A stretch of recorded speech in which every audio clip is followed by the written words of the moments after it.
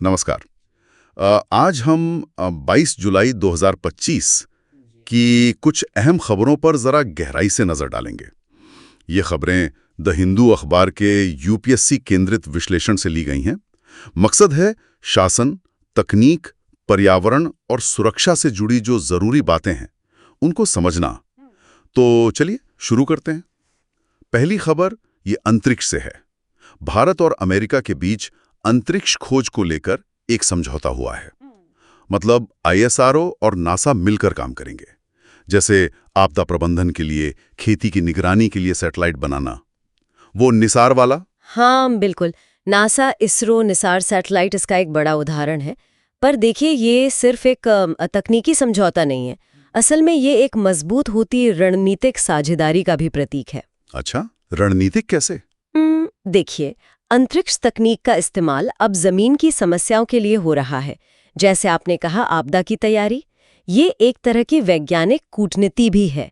हम साथ मिलकर उन लक्ष्यों पर काम कर रहे हैं जो दोनों देशों के लिए अहम है। हाँ, ये सोचने वाली बात है।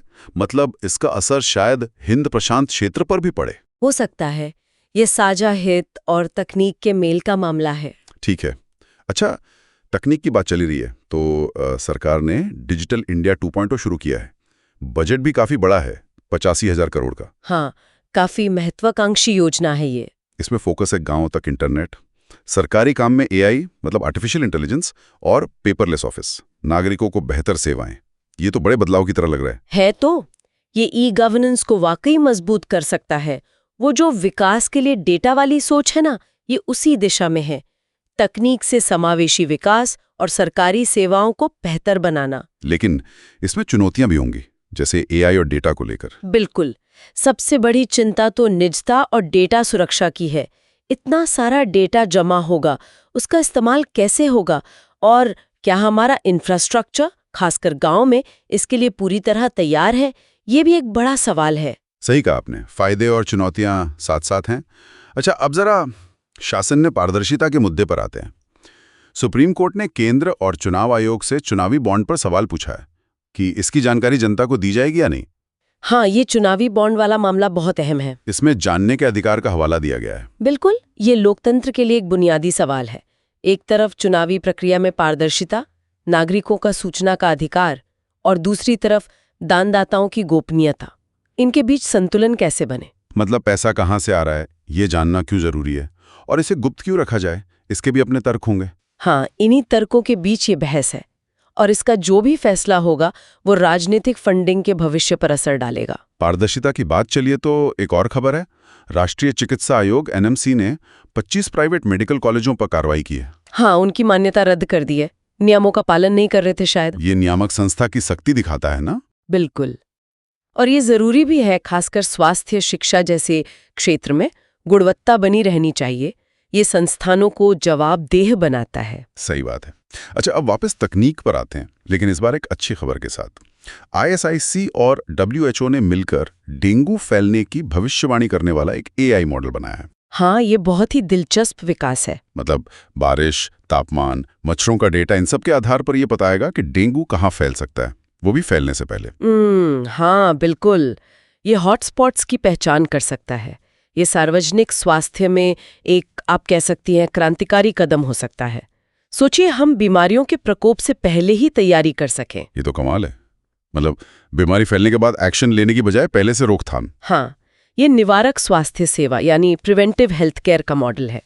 लेकिन हाँ, इसकी सफलता इस पर निर्भर करेगी कि डेटा कितना सटीक है और स्थानीय स्तर पर इसका इस्तेमाल कैसे होता है। वाकई उम्मीद जगाने वाली बात है। पर दूसरी तरफ पर्यावरण की चिंताएं भी कम नहीं हैं। मौसम विभाग आईएमडी ने चेतावनी दी है, सितंबर में उत्तर पश्चिम और पूर्वी भारत में भयानक गर्मी पड़ सकती है, हीट वेव। हाँ, और ये असामान्य रूप से लंबी और तीव्र हो सकती है। वजह बता रहे हैं अल नीनो प्रभाव का लंबा खिंचना। बिल्कुल, ये हमें सीधे तौर पर जलवायु परिवर्तन के बढ़ते असर दिखा रहा है।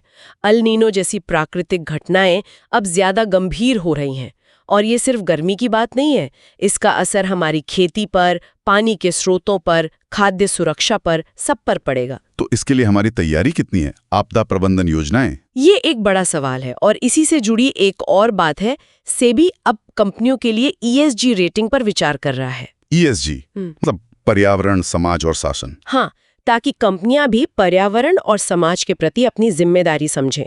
ये भी एक तरह से जलवायु परिवर्तन से निपटने की कोशिश का हिस्सा है। तो आज की इस पूरी चर्चा को देखें तो एक तरफ तकनीक है जो तेजी से आगे बढ़ रही है, अंतरिक्ष में सहयोग, डिजिटल इंडिया, स्वास्थ्य में AI। हाँ, जीवन बदल रही है। दूसरी तरफ शासन में पारदर्शिता का मुद्दा है, चुनावी बॉन्ड जैसे मामलों में नियामक संस्थाओं की भूमिका भी अहम हो रही है, जैसे NMC की कार्रवाई। बिल्कुल। और इन सब के ऊपर जलवायु परिवर्तन की बड़ी चुनौती मंडरा रही है, हीट वेव, ESG की जरूरत। सही कहा। और यहीं पर एक गहरा सवाल उठता है जिस पर शायद सोचना चाहिए। क्या? कि ये जो तेजी से बढ़ती हुई तकनीक है, शासन में ज्यादा पारदर्शिता की जो मांग उठ रही है, और जलवायु परिवर्तन जैसी जो ये बड़ी पर्यावरणीय चुनौतियां हैं, इनके बीच हम एक सही संतुलन कैसे बना सकते हैं? ये वाकई सोचने वाली बात है। क्योंकि भविष्य तो शायद इन्हीं के ताने बाने से बुना जाएगा, है ना?